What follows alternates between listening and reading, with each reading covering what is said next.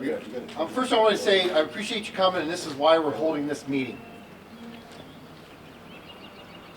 I'm going to talk about various things that I've implemented, and also I'm going to talk about why you're putting your name and your number down on this list. And the reason is for this is I'm going to keep track of everybody's name and number on this list, and I'm going to punch it into my phone, and I'm going to have a group chat or whatever it is. We're not going to abuse the group chat, but if I need your assistance for something, I'm going to be able to do it with one click of the button.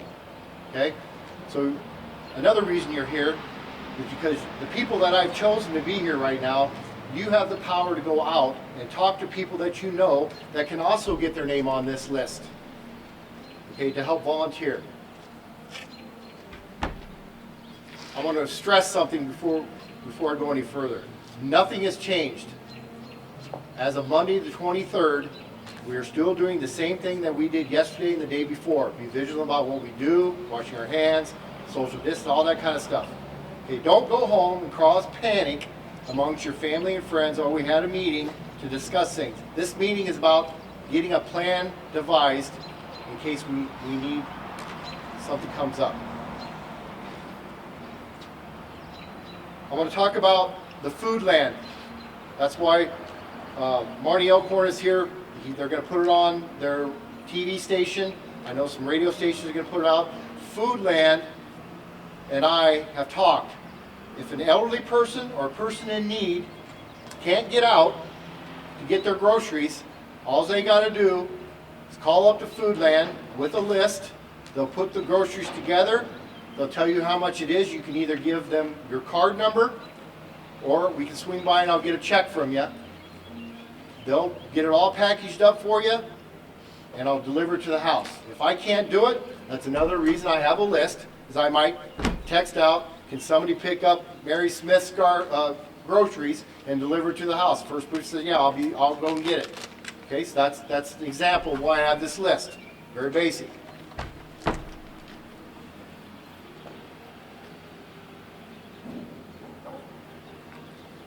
So far, it's just picking up food. I'm in the discussion of maybe helping them with prescriptions, but that gets a little dicier, so we're going to have to get to that hurdle when it comes. We also might need help possibly making meals. If someone's quarantined or in the hospital and their kids or such and such is at their house, they might say, hey, do you know anybody that can bring us a meal? And I'm sure we can find somebody.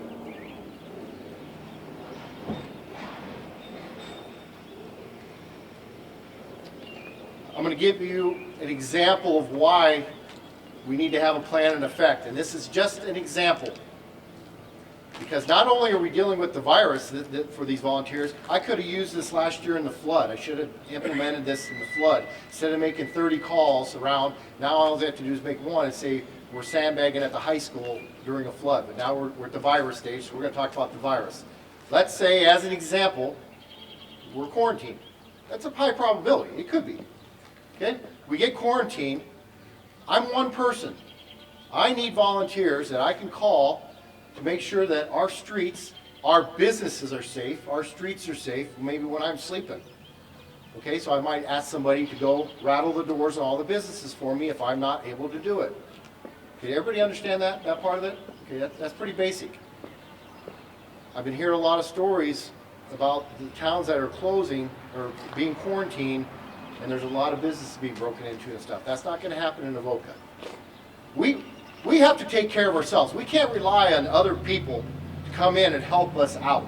We as people from Avoca have to take that into, we have to do that ourselves. Okay? We can't rely on anybody else.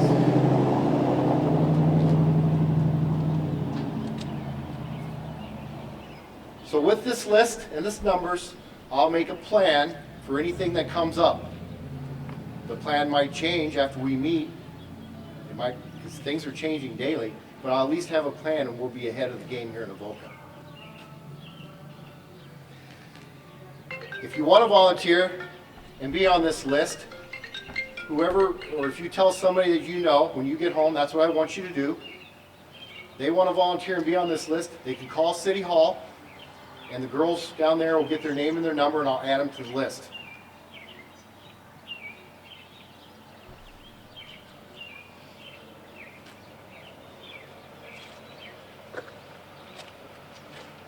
Anybody have any questions? Go ahead. Yeah, if we're out like 2, 3 in the morning checking businesses, if we run into a problem with it, who do we call? 911. 911. Or you call me. You probably do both. I'm going to be on duty. I'm probably going to be on duty, you know, forever until this is over. Okay. Yeah, we're not. If that comes up, that we have to shake businesses, the doors and stuff, and we do find one that's open, we're not walking in. We're not Johnny Law. Okay. You're going to back out, go on the street, call 911, say, hey, I got an open door here. Okay. And that's only. Right. Or if it, you see a break. That's only if we need it. Okay. I don't want to put the fear in anybody now. Okay? No. We're just getting prepared.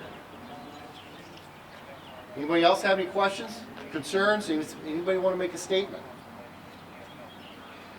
Go home. Find your friends, family that want to volunteer. I do need more volunteers.